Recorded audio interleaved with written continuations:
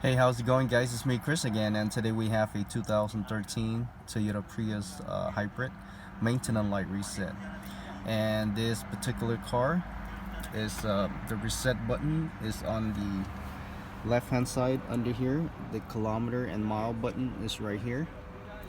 Usually, other Toyota Hybrid, other year, the reset is right here, but since this one is the clock, it's not the kilometer, and the kilometer is over here on the left hand side,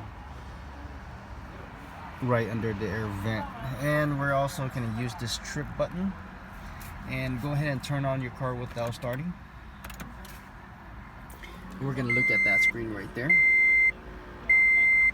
As you can see, we are on the trip A. If you're not on the trip A, then go ahead and press the trip button. Give me a second here, let me turn off the AC. If you're not on the trip A, then press the trip button right here on the right hand side to go find trip A. Let me press it for you, just like that. See, just go ahead and press until you find trip A. Now turn off your car, and at the same time press and hold that kilometer button and turn your car back on. Give me a second. Press and hold that kilometer button, turn your car back on, and you should see the blinker running just like that.